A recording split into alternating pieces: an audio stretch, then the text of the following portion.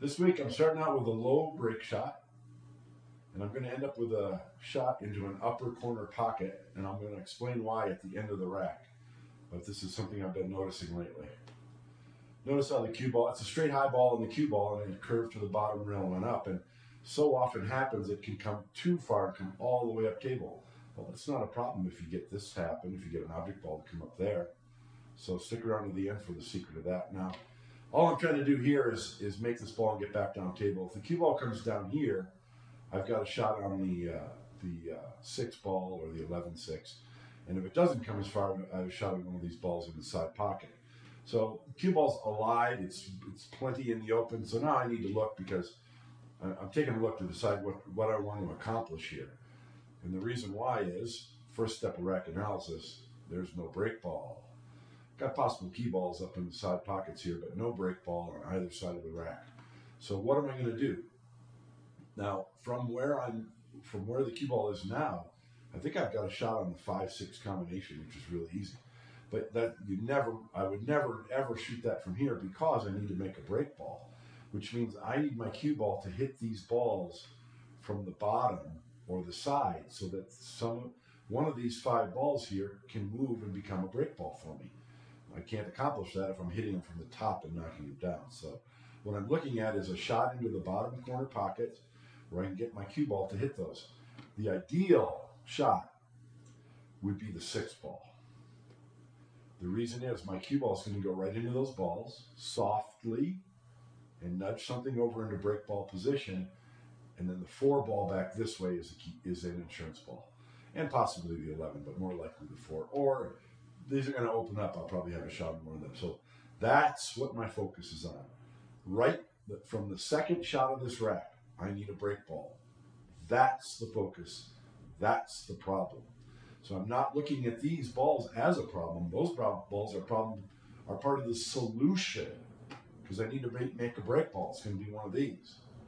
So I knock the 9 off the rail or use one of these side pockets. So that's my focus. How am I going to get one of these? Now another way to open these would be to get an angle on this 11. So if I had an angle like this on the 11, then my cue ball comes up into here, opens these balls, and I have the 6 as an insurance ball. I like that better because the 6 is the better insurance ball. I might not get a shot on the 4 if I shoot the 6 and go into it. But how am I going to get my cue ball here? Okay. I've got the wrong angle on the 10. If the cue ball was here, then I have a slight cut shot on the 10. I can just slide down here, and that would definitely be my play. But since I don't have that, I'm looking to get a shot on that 6. And this shot I shoot here is a little adventurous. This ball here is in my way.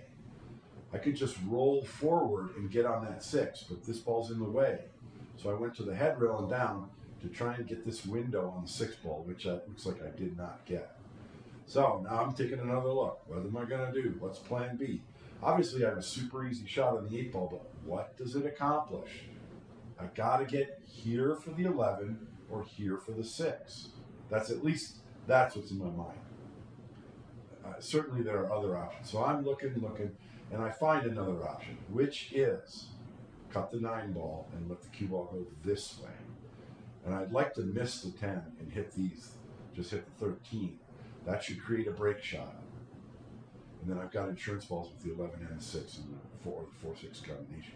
So I used the 15 to get on that. Notice, I didn't shoot the 8. I notice a lot of amateurs or beginners to straight rule, they're going to shoot that 8 ball because it's an easy shot, and they come down here for another shot. All you're doing is getting on open balls. You're not accomplishing anything. You have to have a goal. What are you trying to accomplish? Just making the ball isn't enough. So everything I'm doing here is trying to get a break ball. And I fail. I hit the 10 ball, so I knocked the 3 ball loose and knocked the 10 ball down here and did not create a break ball. So how am I going to create a break ball now? Well, I can still use the 11 if I get this angle, or I can use this stripe if I get close to straight on it. I can nudge these balls up. Problem is, what about my insurance ball? If I use the 6 to get on one of those balls, I guess the 4 is the insurance ball back the other way. I'm not sure exactly what I was thinking of. Maybe we could tell after I shoot this. I'm not sure what that was. That wasn't good. I think I shot it too fast. I think it's possible what I was trying to do was stay low on the rail. Then I can shoot the 11 and run into the 10 this way, and that's likely going to create a break ball, and then the 4 balls and insurance ball back that way. If that's what I was trying to do, I approve. But where the cue ball landed, I don't approve. I think if I wasn't trying to accomplish that, and I hit it pretty hard, perhaps I was trying to come up to here. Because then I have a choice on either the 11 or the 10, depending on where the cue ball stops. As it is, I think that's probably what I was trying, and I got the 50-yard line. Okay, so what am I going to do now? I'm going to shoot the 11 and try and get there again. So notice, and I kind of sort of got there, but I want you to notice something. I'm going to repeat myself.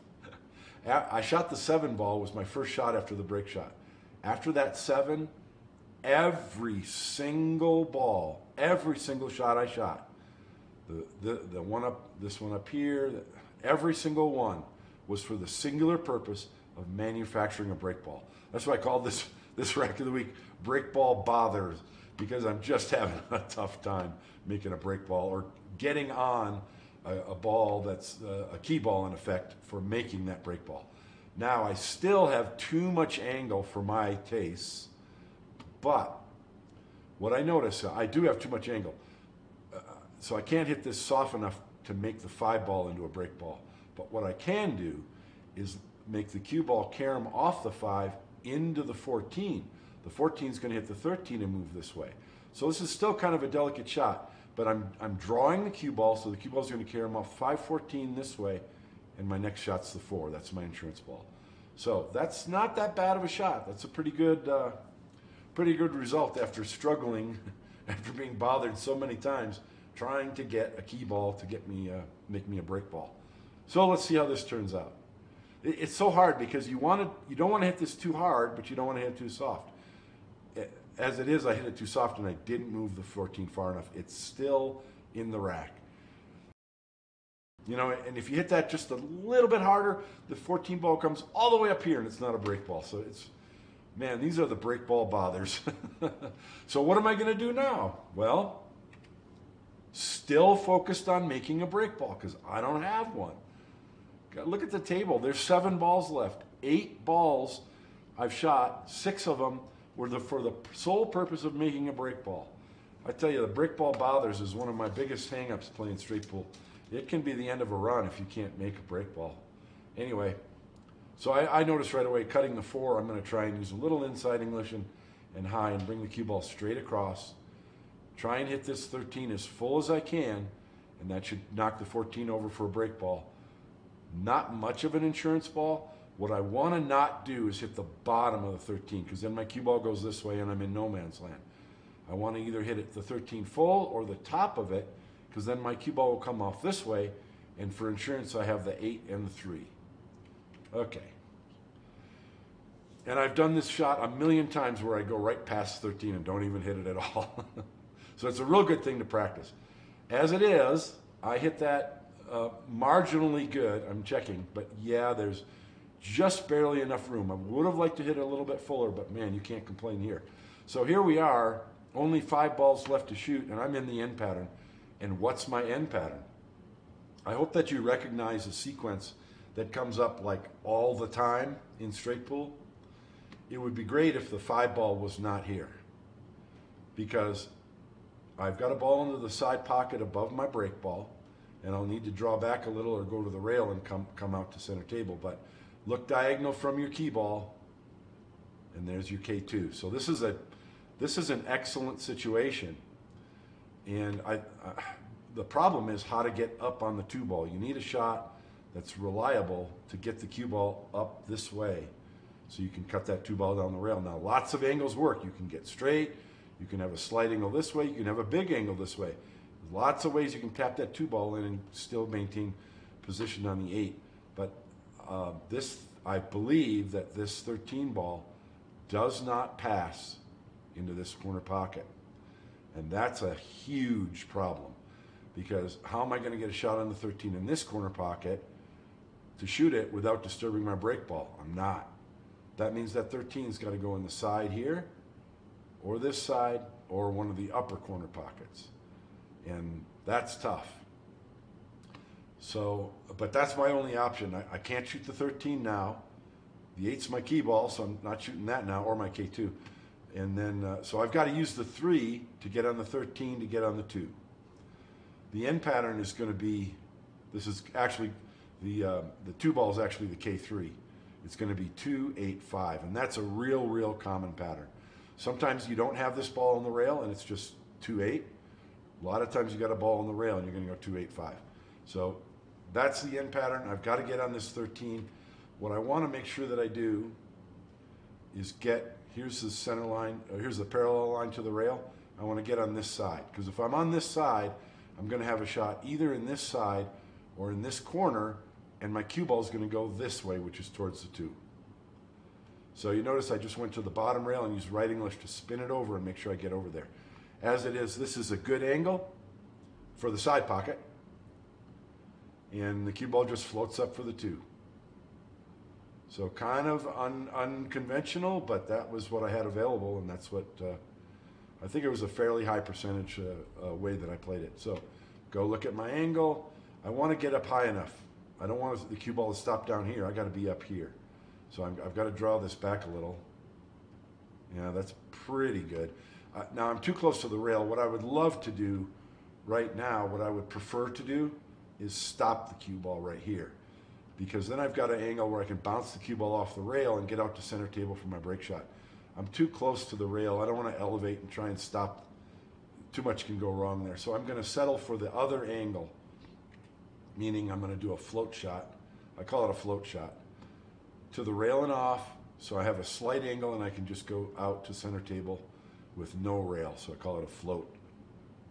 These can be harder to judge. I would prefer to be over here and bounce the cue ball off the rail. I think that's easier to judge your speed. But I'm just thinking about center line of the table, and I don't want to pass that center line.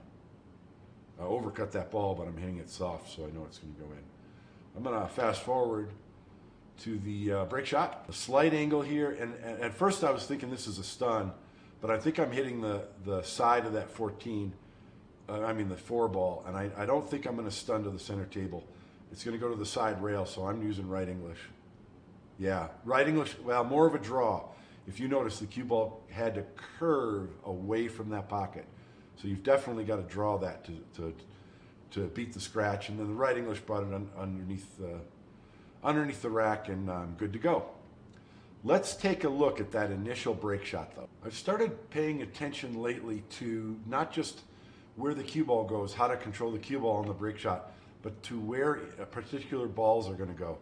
I've been very frustrated with a lot of times hitting a break shot and having the cue ball not scratch. I'm controlling the cue ball, it goes to the bottom rail, but then comes all the way up table and I just have no shot. So that's the spark that started me down this journey of looking at where the particular break balls from the rack area are going on a break shot.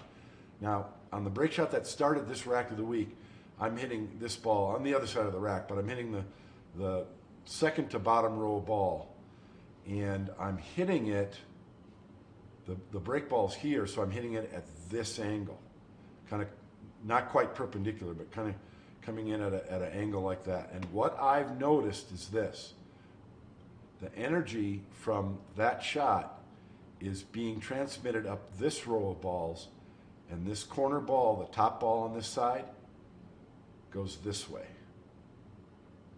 all the time. So on this break shot, the break ball is here, and my cue ball's up here. But the break ball approaches the rack at that angle, goes to the bottom rail, side rail, and up. And I get a shot on that corner ball. So in this, on my home practice table here, I set it up, and I've got the little donuts on the rack area, so I know that all these balls are perfectly tight. But watch that 10 ball when I shoot from this, when I hit that second ball from the side. Look at the 10. Or is that the 12? That's the 12. That is really predictable. Now, not all these balls are going to always go up table, but that corner ball at the top of the rack is going to come up there all the time. Let's look at another example. So I'm going to hit this 3 ball again, but I'm going to hit it at this angle, but watch the 6 ball. Watch how far it goes. Not nearly as far. So all I'm saying is that I am starting to study in more depth, and possibly more depth than anyone has, where the different balls from the rack area should, in quotes, should go, depending on the hit on the break on the rack ball. And I suspect that there might be a difference based on follow or draw or left or right spin, but probably that's not too big of a factor in exactly where the object ball goes. I think that direction of hit and speed of hit are the most crucial factors. This is a really complicated topic, but I'm going to be looking at this, and I'll talk about that more in Racks of the Week in the future when I hit my break shots. I hope that made sense and you got something out of that. Thank you for watching. See you next week. Rack of the Week. Bye.